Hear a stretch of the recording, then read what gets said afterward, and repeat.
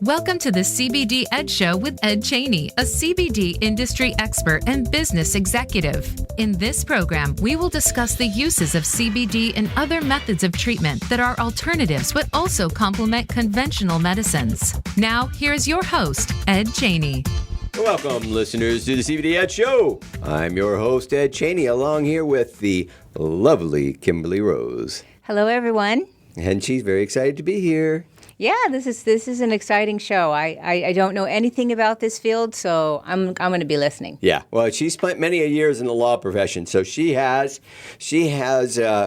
a good insight in this area too. Mm-hmm. Now, this is an interesting subject because both cannabis and psychedelics are entering into our market space, and they're both a struggle. And they're a struggle in a lot of ways. Let me preference how we're going to run this show today. So the current drug policies are failing. So in the last 50 years, the supply and use of drugs has just increased. And it's created a booming black market that contributes to violence, escalates conflict, and breeds corruption. And this is a global issue. So we're in dire need, I'll even say, of a new approach. And we're fortunate to have a guest on today's show that likely will have a front row seat and can give us what his perspective is on this dire need for new drug reform. So I would like to introduce Sean Hardwick. He is a regulatory analyst at Mr. Cannabis Law. In the psychedelic industry, Sean drafted Florida's Bill 549 in 2021, which is Florida's first psychedelic legalization bill.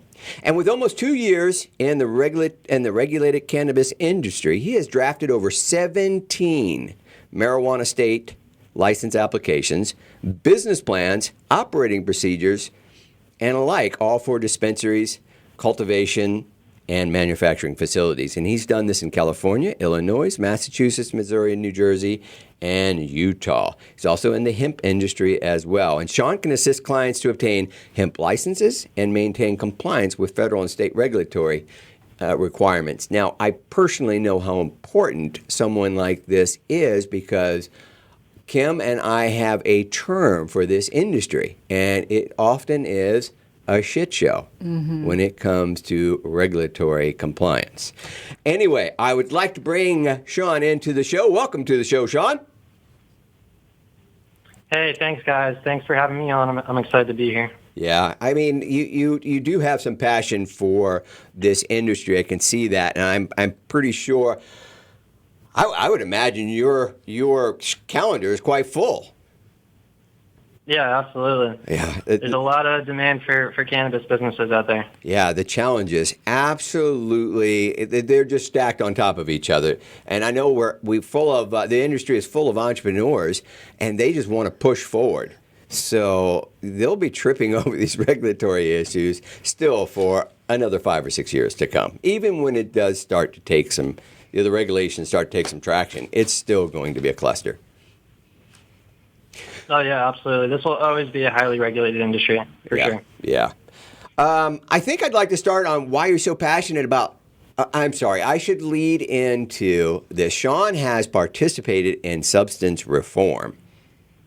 And I'd like to hear from Sean, where is the passion behind your participation? Or what is the passion behind your participation in substance reform?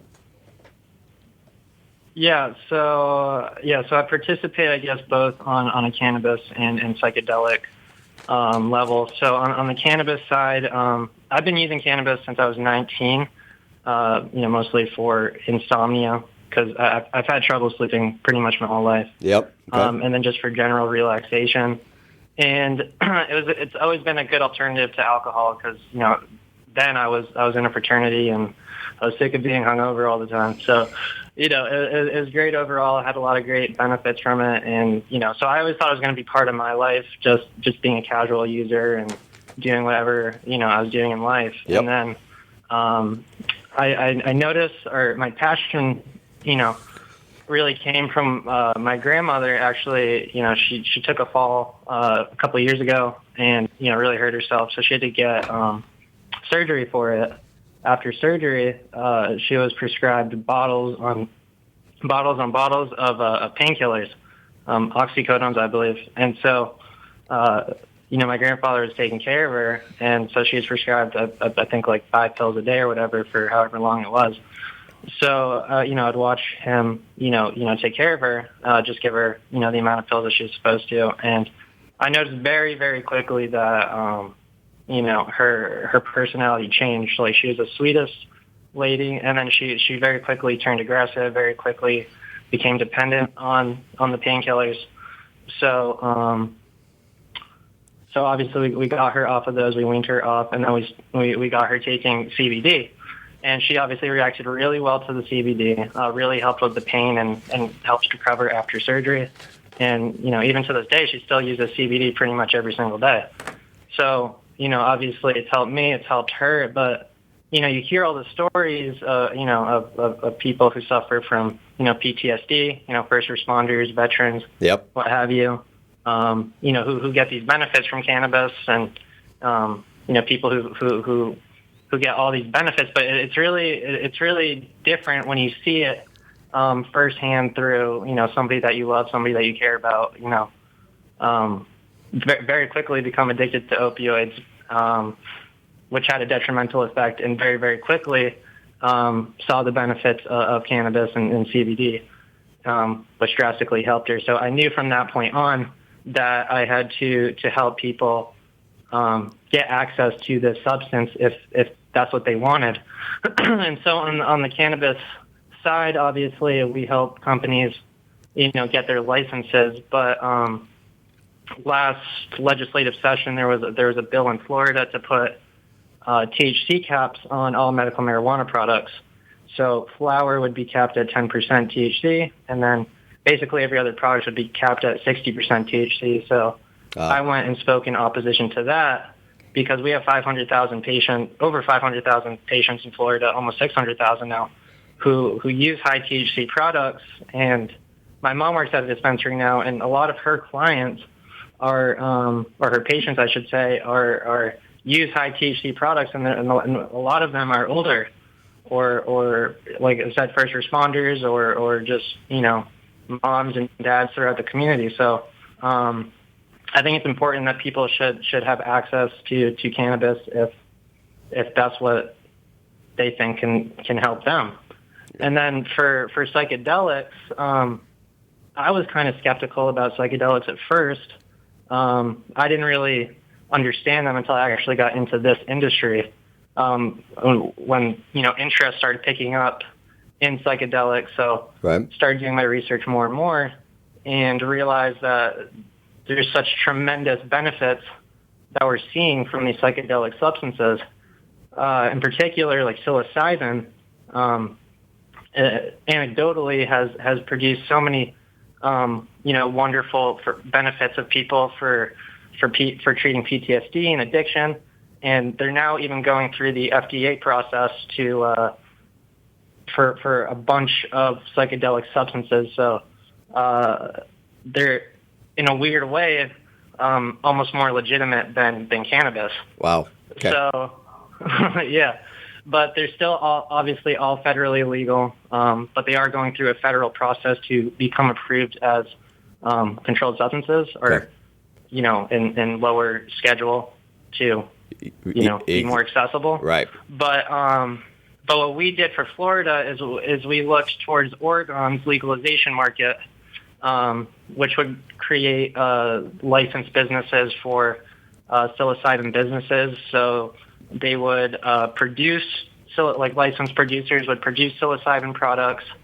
They would be taking the psilocybin would only be sold and used at a licensed treatment facility. Yep. Under the supervision of a trained professional. Only persons with certain conditions would be able to go to the facility. They would consume the psilocybin in the facility, and then accommodations would be made to transport them home. So that was the bill that we introduced in Florida, and to have a legalization framework like that. Yep.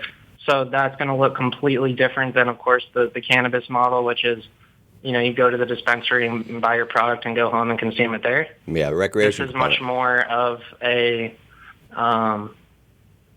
medical procedure, much more of a medical process that's behind this. Yep. And so, again, the passion lies there that we've had so many, there's so many studies, there's so many results of people overcoming addictions and overcoming traumas and in a much safer way than traditional treatments, especially with opioids and stuff like that. So, and people are seeing such tremendous results. So, again, I think people should have access to these substances if they so desire. And you think this would be an easy path because all you're asking for is just for it to show up a little lower on the controlled substance list so that it has that. Isn't there one of them there that says it wants to be controlled but it has medical or medicinal contributions to it, or it can contribute to medicinal things. Yeah. Right? So controlled substances are scheduled on classes 1 or Schedule 1 through 5. Yep. Schedule 1s are defined as substances with no medicinal value. Yeah. And so we have ketamine right now. So obviously cannabis or marijuana is a Schedule 1 controlled substance. That's why we have all of these issues. Yeah. And psychedelic substances such as psilocybin and LSD and MDMA and all those sorts of things, they're also Schedule 1 controlled substances. Ketamine is a Schedule 3 controlled substance, which means it's already gone through FDA approval process, and that's why you can receive ketamine treatments in medical clinics. Okay. Because it's a lower schedule. So you're exactly right. It is an easy ask. We're just asking that it be, there is actual medicinal value to it. The evidence is there. The evidence is abundant. That's what I would say. Yeah. We're just proposing that it's used in a regulated and safe manner. Yeah. Is FDA stopping that process? Have they not approved? Is that what you believe the choking point is? Is they've not gone through the traditional approval process?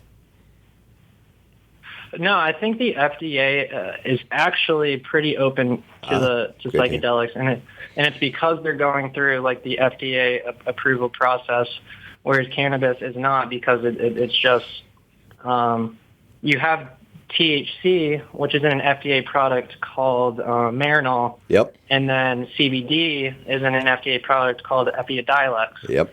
So those are the only two products that have gone through the FDA process. And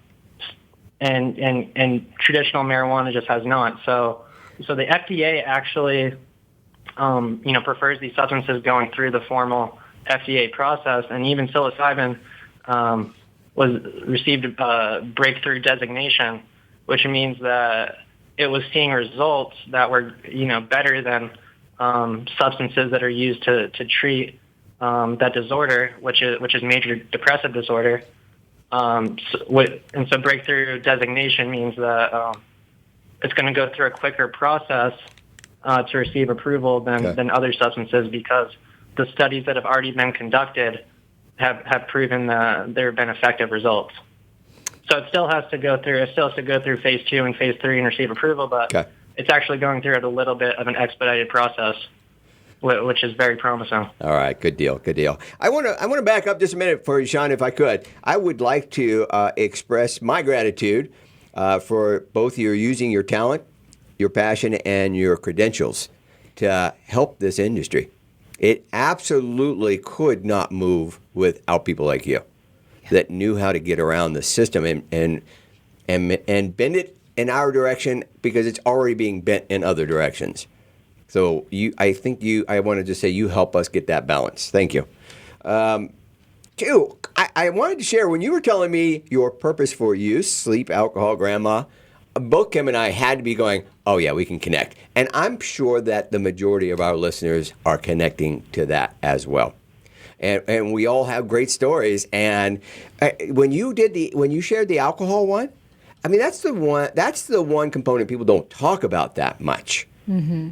I mean, we all know that alcohol is just really tough on you, and it has it has such destructive tendencies with it.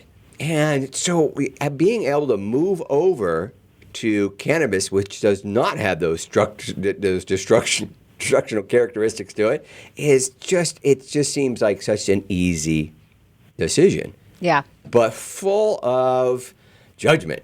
Anyway, I just wanted to share that with you, Sean. I appreciate you sharing that piece, and I appreciate you contributing to the industry. We can move on. Everybody really wanted to get that in. Yes, I think both Ed and I know I introduced cannabis to Ed when we first met, and he said, well, wait a minute, what? You do marijuana for sleep? What do you do? What does that look like? And I introduced it to him, and after a while, he said, you know what? I had a stigma with this that came from way back when, and that stigma is gone. So yes, anytime we can find somebody that brings a legitimate discussion and has, a lot of people that they say, oh, well, if you do marijuana or you do pot, you're a stoner, you're not going to get out of bed, you have no drive, you're this, you're that. So I think the more professional people that come aboard are they're always welcome. Yeah. Well said, Kim. Well said. When it comes to, well, I'll go to cannabis first. I would love to hear where the choking point do you think is with cannabis moving to its next state. And I apologize. Let's just move over to the hemp side of cannabis. So I know there is a bill in Congress, Market Stabilization Act. Do you have any insight on that you can share with us? That I have not. Okay, all right. I've not followed that at all. No.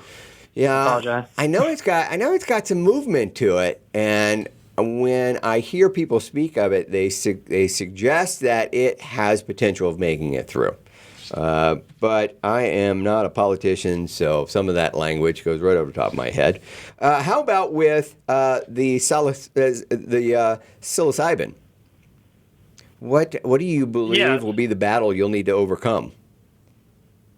Yeah, so the legislation for psilocybin is going through at a state level. There's nothing on the federal level for any sort of legalization or decriminalization.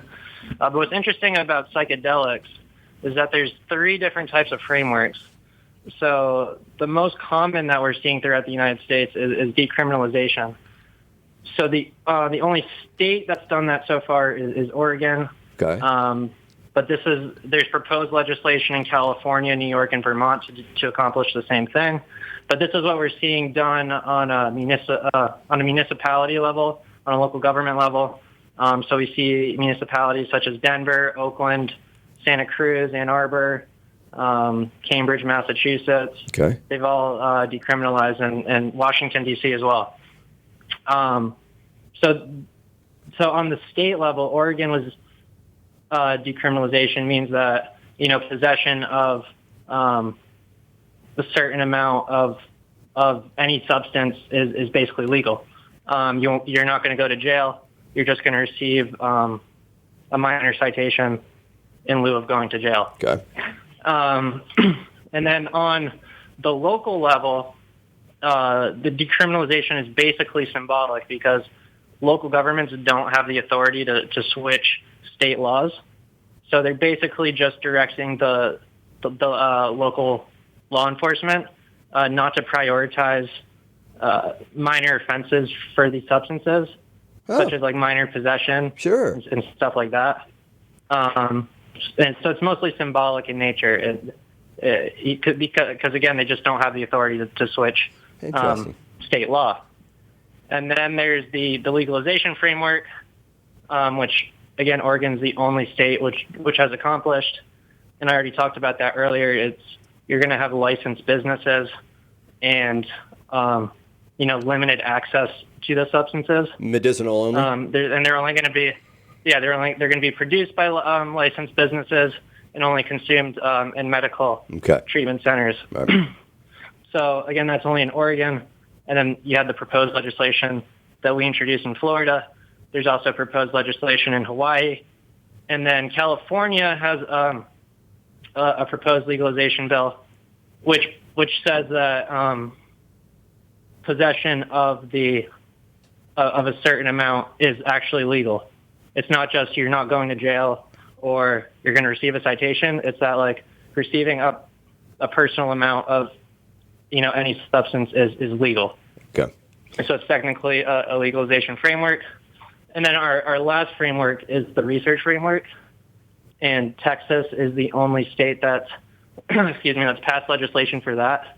So that is just the state intends to research these substances to make sure that they're going to be, viable for use in the state, which is a great first step. Okay. And so there's proposed legislation to do that again in Connecticut and New York. All right, so it sounds like it's getting traction. So maybe you can answer this for our listeners, or just share your thoughts on this, because I went to Google and I typed in psilocybin, and the response I got was crazy. So it looks like half the planet is legal, the other half doesn't know, and there's just this mix of results coming back from typing in either psilocybin or magic mushrooms. And I'm pretty sure there are a number of people searching from a recreational place. What do you have to share to those? Yeah, so for the majority of the world, psychedelics are mostly illegal.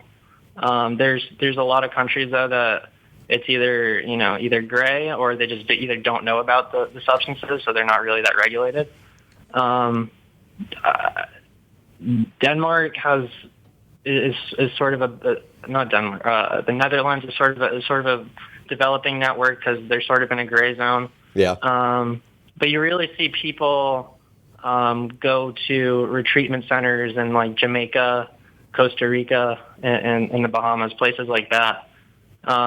It's not necessarily, some of them are legal, some of them are not, but it's mostly, everyone's mostly operating on a gray on the gray market right now. Okay, and that's what it appears when you look at it up in Google. That's what it appears.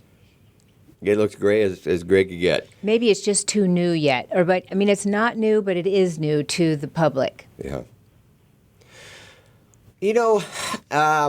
You probably know the answer to this. Sean, how will the public benefit then if this is allowed in the medicinal community?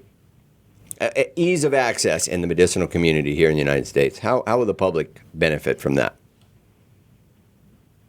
Yeah, I think the more people that have access to these substances, the more healing we're going to see in this country. I mean, we have a lot of people who, as soon as they see an ailment, they reach for the pill drawer and they'll pull out the ibuprofen, they'll pull out the opioids, they'll pull out whatever it is that, to treat their ailments. But like even ibuprofen's in every single one of our medicine cabinets, and it only takes 12 of them for anyone to overdose.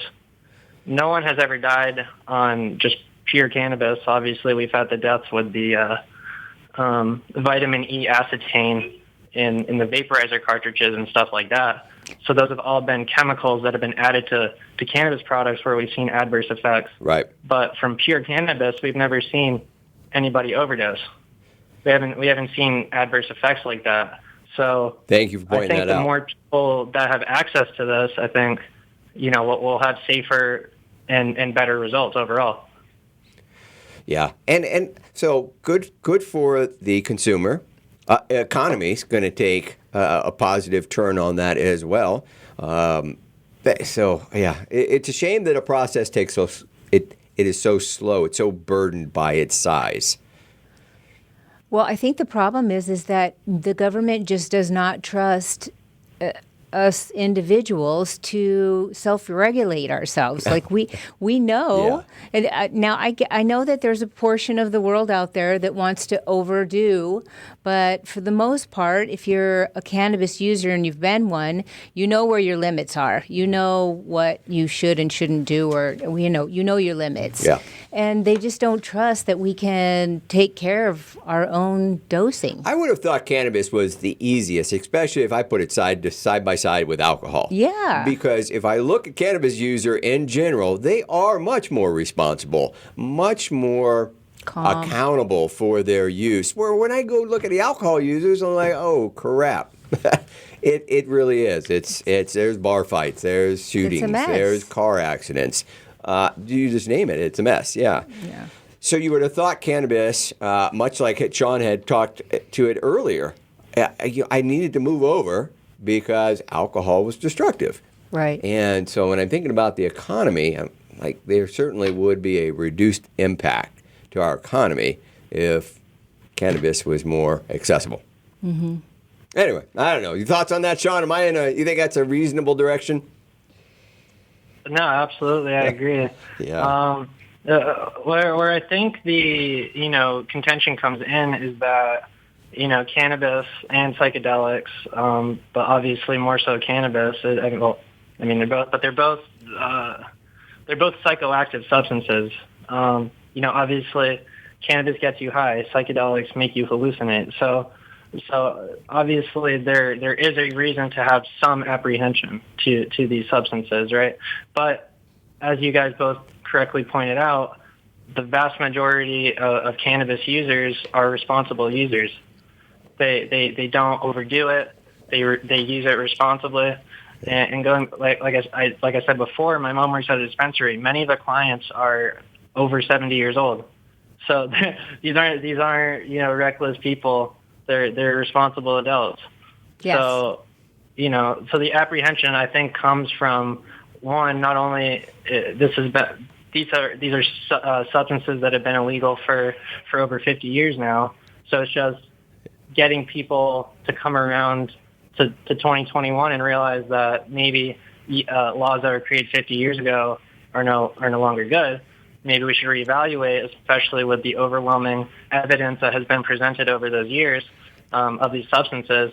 But I do think it ultimately comes down to, these laws have been in effect for so long, just getting people to overcome that. And then two, it's just these are psychoactive substances. So there's that abrasiveness right there. Yeah. Let me turn the conversation over to business if I could. Sean, so we watched the cannabis in the open market, and when it first started, it was medicinal only.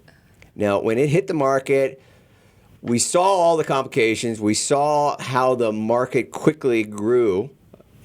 How will psilocybin show up in the market? Will it look anything like the cannabis, or do you think it'll be a different path?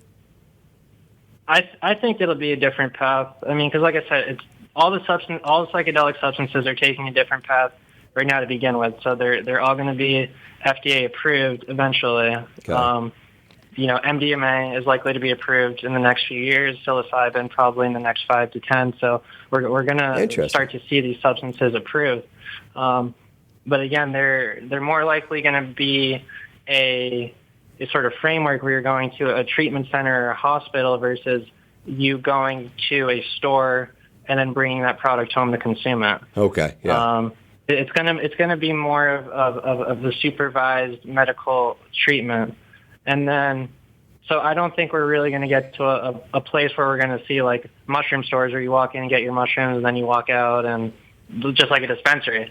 But where I do see a little bit of a practical consumer product coming into play are microdosing, because taking small amounts of these substances, while it doesn't create a hallucinogenic effect or a more therapeutic effect, which could have greater benefits and a more long-standing benefit, but it's a more drastic experience. But when you take a microdose of these substances, which is a very small amount, you're still getting some of the medical benefits of these substances, but you can, they're pretty much vitamins.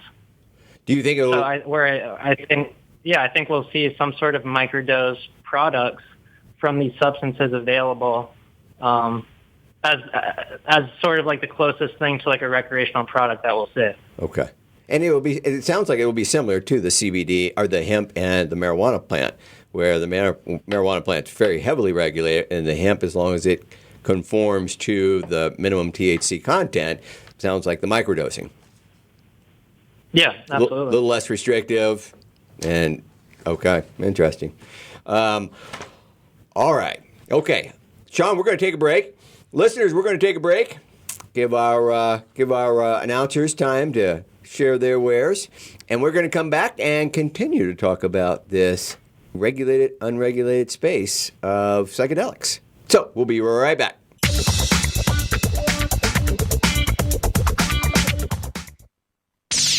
The Internet's #1 talk station. #1 talk station. VoiceAmerica.com. Live authentically, heal naturally with Canafil. We have 3 unique blends for pain relief, reducing stress, and promoting healthy sleep. Visit Canafil.com for the convenience of online shopping that includes free shipping, or if you're in Arizona, stop by our store in Phoenix for personal consultation and product selection. Our friendly staff is here to help you. All of our products have full third-party testing and a 7-day satisfaction guarantee. Call 480-599-1003 or visit Canafil.com. Canafil, giving you your life back. Are you finding your frequency? It can be described as that space between failure and success. It's the future of digital media. It's finding your voice. It's engaging topics, content, and ideas. Jeff and Ryan discuss the digital media space and all of its aspects. It's about making the mistakes, taking the chances, summoning the intestinal fortitude to step out of your comfort zone, and discovering what you can accomplish when you decide to try, decide to learn, decide that you have something to say, and find your frequency. Live Fridays at 12 noon Pacific Time, 3 p.m. Eastern Time on the Voice America Variety Channel. Streaming live. The leader in Internet talk radio. VoiceAmerica.com.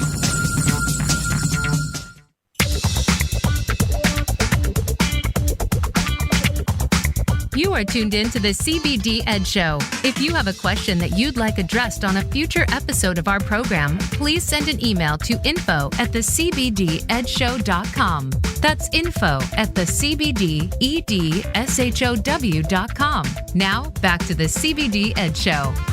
Welcome back, listeners, to the CBD Ed Show. I'm here with lovely Kimberly. Hello, everyone. Sean Hodrick, regulatory analyst at Mr. Cannabis Law. And we have been talking about cannabis and psychedelics coming into the market and facing lots of regulatory issues. Now, as we move into the bigger picture, because as Sean had shared with us, psychedelics, specifically this psilocybin, has lots of medicinal benefits, even more so when you compare them to the pharmaceutical comparisons. I mean, there's some pretty dangerous drugs. We're all very aware of them. Yes. Sean has proposed lots of reform or lots of strategies to do nothing more than just simply move psilocybin from a Schedule 1 down to a Schedule 3. It can still be controlled, but is now allowed to be used in medical spaces. And I think I said that correctly. Did I, Sean? Yeah, absolutely. All right. So, you know what? I want to have an interesting conversation. So here we are comparing. We're comparing some of these natural solutions with man-made pharmaceuticals. Well, let's go right to a comparison we're all very familiar with, and that's alcohol versus marijuana. Alcohol versus marijuana. And I'll start this interesting story. So Kim's heard this one before. So maybe 12 years ago, I'm at a campfire with the Boy Scouts. I'm running the team, so I've got all these mothers or parents, mostly mothers, all around the campfire. It's late in the evening. Boys are off doing stuff or, putting their tents up or whatever. And I made the suggestion that, I don't want my boys drinking a bunch of alcohol when they go into college. I'd rather have them smoke marijuana. And wow, I thought I was going to hung that night. I really did. But I think the opinion has changed over the last 12 years. Yeah. Oh, definitely. Yeah. Yeah. And it's became very obvious. Sean, what do you think about that conversation? I think you share that with us, don't you? Yeah. Yeah, I do think there's obviously a growing trend, a growing acceptance of cannabis year after year. I mean, it's getting to a point now where it's getting so hard to ignore. It's getting hard to ignore the evidence. It's getting hard to ignore the numbers because we now have, 37 medical states, 19 adult use markets in Washington, D.C. So, obviously people across this country are demanding these products. Yeah, right. And so I just think the stigma that, that it's this evil taboo plant that's harmful and creates nothing but lazy stoners, I think that's starting to slowly but surely go out the window, especially as we see cannabis sales starting to exceed alcohol sales in states like Illinois. Yeah. So the numbers are pretty clear that the people's demands are starting to shift away from alcohol towards cannabis.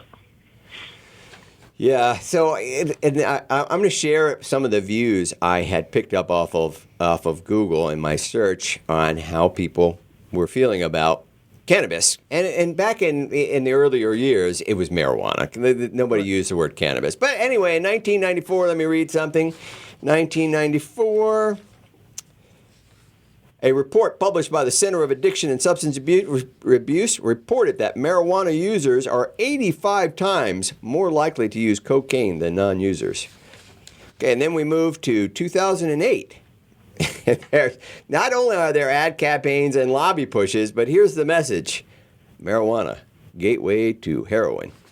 Oh my gosh, I can't tell you how many times I've heard that stupid Yeah, that was probably, that message. campaign was a big one. Oh. Yeah, and the timing was well designed. Right. Yeah, I'm pretty sure that was right at the front of the movement. Well, sure. They want to take a parent and terrorize them, which is so ridiculous. Yeah. Lobby groups. Yeah. John knows how these guys work. 2000, Yeah. right? Yeah.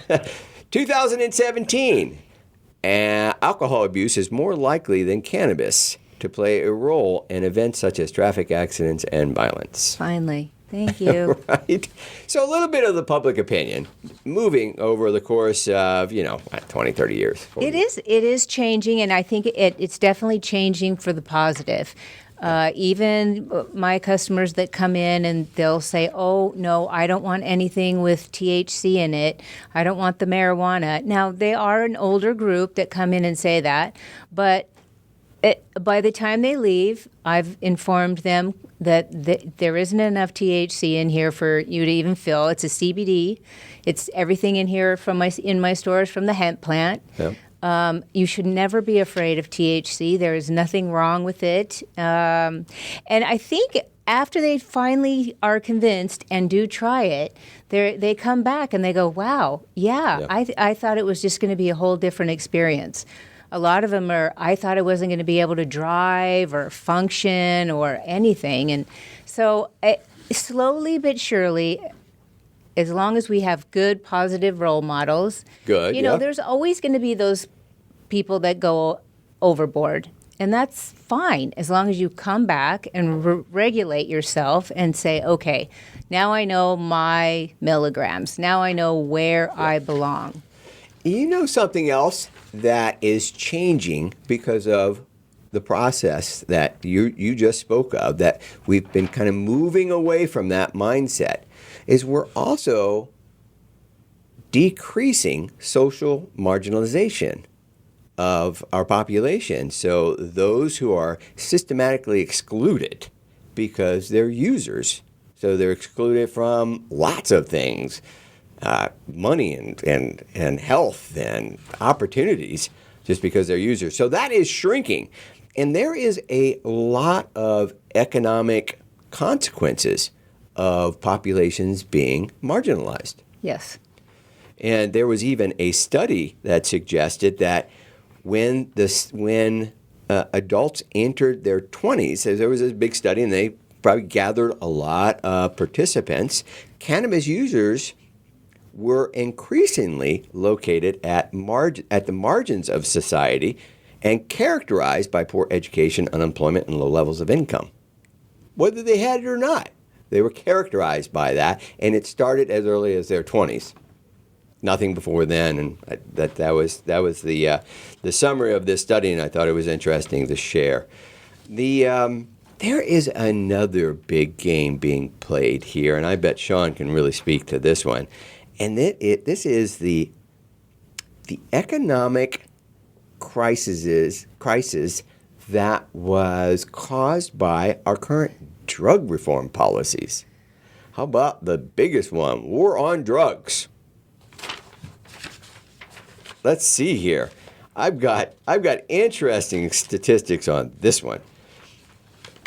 Let me just start it off this way. Over the past 4 decades, federal and state governments have poured over $1 trillion into the drug war and relied on taxpayers to foot that bill. Unfortunately, these tax dollars haven't solved the problem and they were intended to solve, while creating a whole new set of huge problems. Let me see here. In 1990, the United States had 50,000 people behind bars for drug law violations. Now we have 500,000.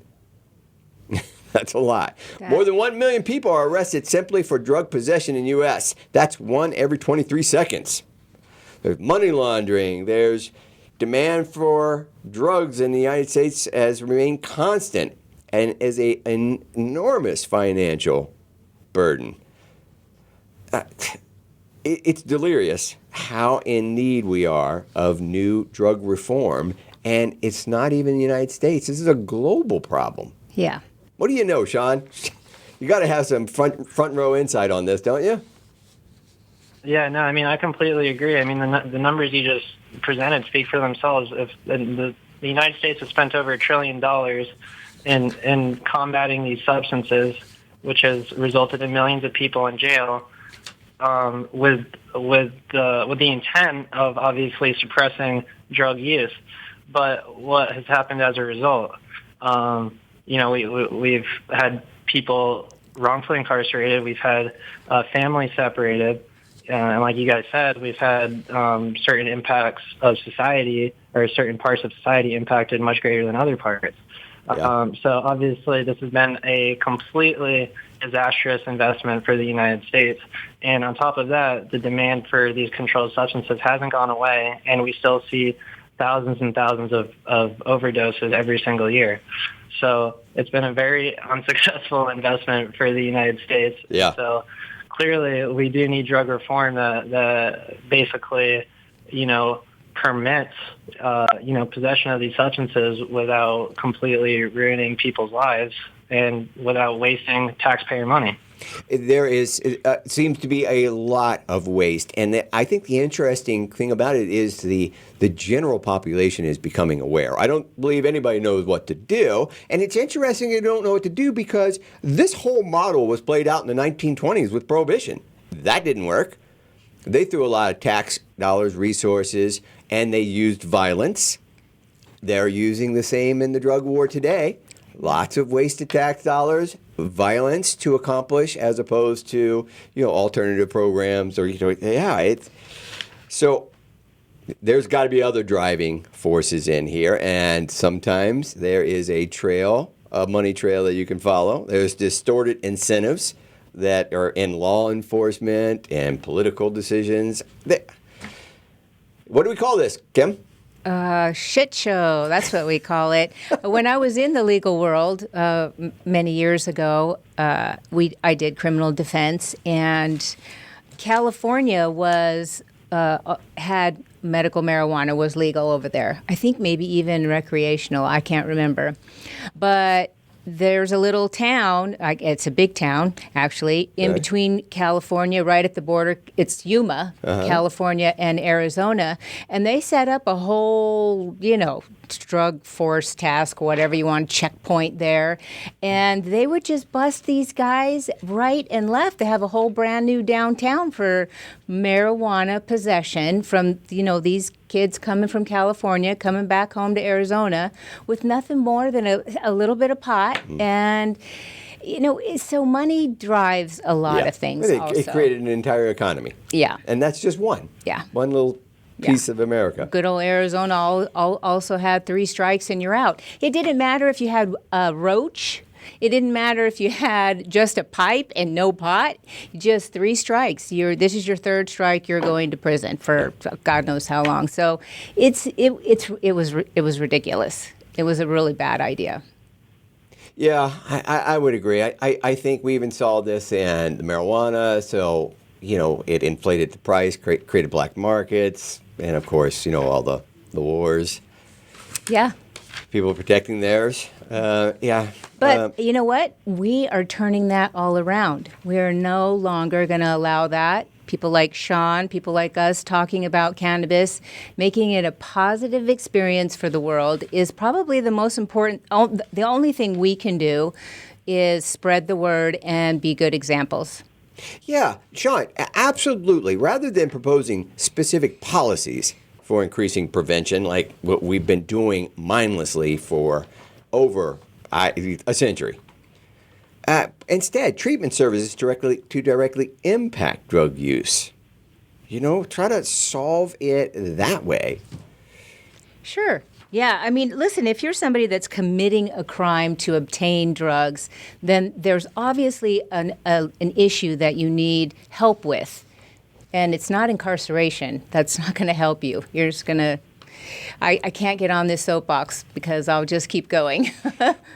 Well, I did read something, and I'll just quote it. In countries that bear the brunt of the drug war violence, such as Mexico, Bolivia, Colombia, prominent leaders are speaking up more and more about benefits of ending prohibition, suggesting that they believe ending drug prohibition is the key to reducing drug war violence and restoring peace and destabilizing regions that are participating in.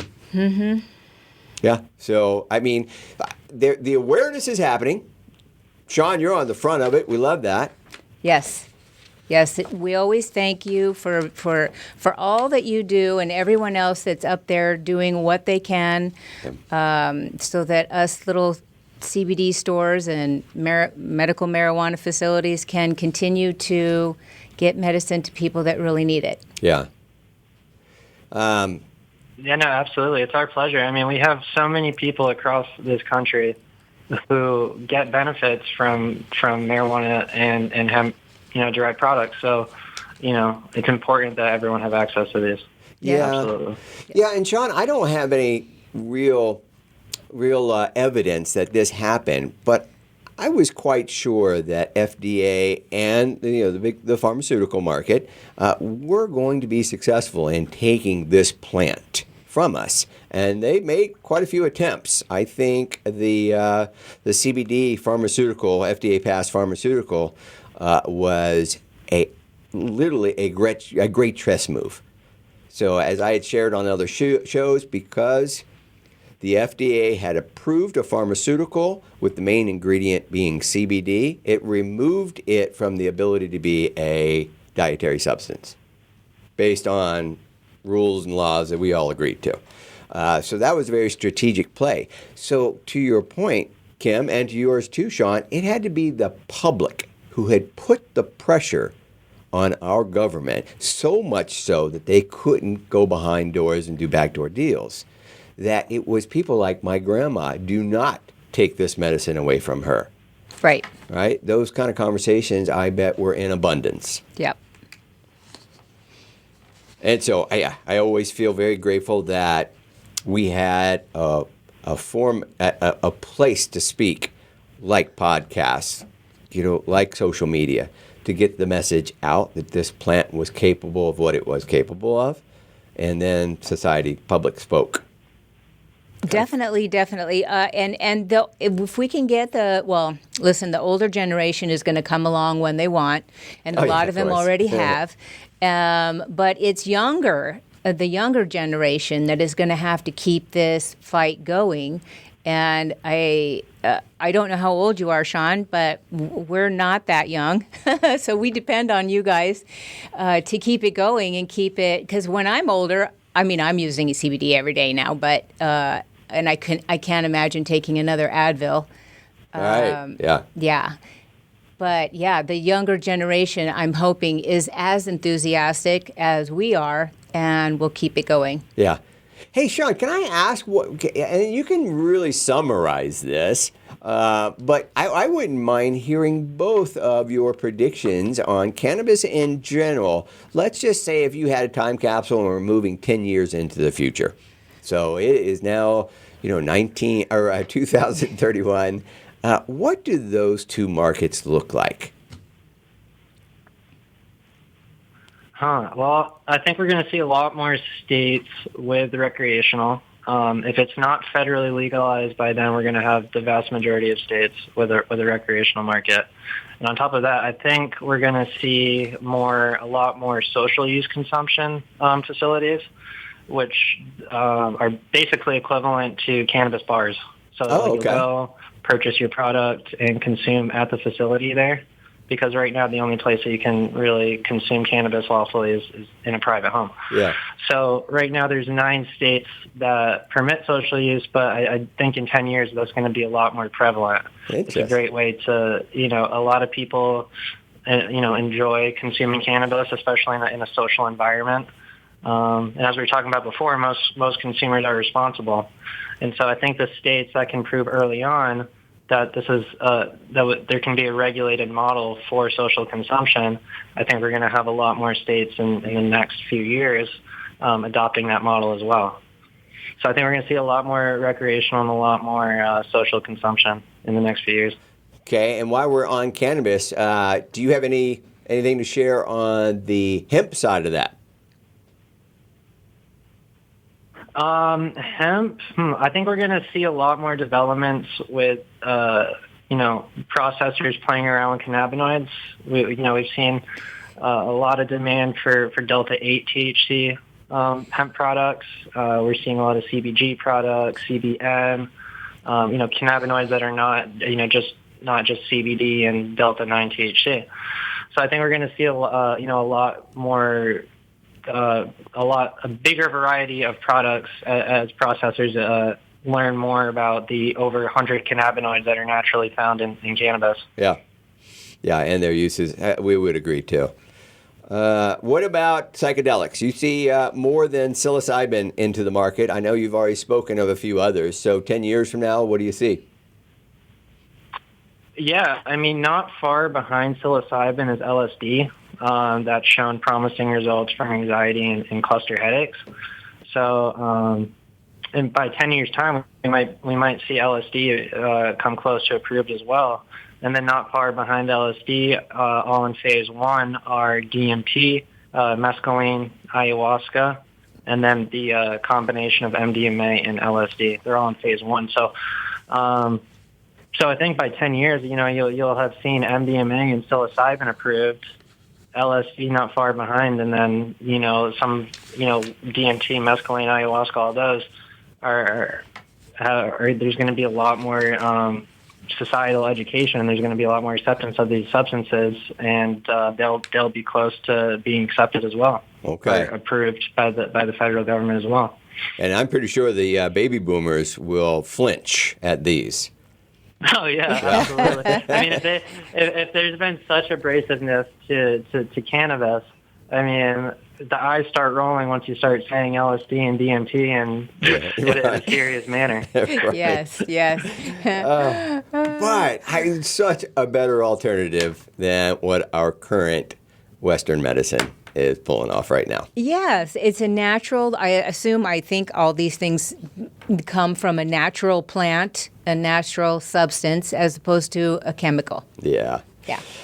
All right. Well, listen, John, we're coming close to the end of our show, but I wanted to make sure I took the time to thank you for your contribution today. Again, I appreciate your talent and your passion. If you wanted to share anything, a way to contact you, anything like that, feel free to do so now. It's a good opportunity if any of our listeners want to reach out to you. Sure. Do a shout out, Sean. All right, cool. So first, thank you guys for having me on, and thank you for spreading the word and for all that you guys do. Sure. And you can find us at MrCannabisLaw.com, across all of our socials at Mr. Cannabis. And then you can email me at shardwick@MrCannabisLaw.com. All right. Very, very easy. Absolutely. Again, enjoyed our conversation with you today. And I want our listeners to know that in our next show, we're going to continue this route. Sean, we're actually going to talk about the 21 cannabis-related bills that are in Congress. Kind of give everybody one by one. Here's the success possibilities. Here's what these stand for. I don't know. So I've been watching these things over the years, so I'm starting to become a little educated on how that process works. And I've been surprised quite often, to be honest. But anyway, we want to thank you listeners for tuning in today. Hope you enjoyed our show. That's a wrap for today's episode of the CBD Ed Show. And this is Ed. And this is Kim. Bye now. Bye.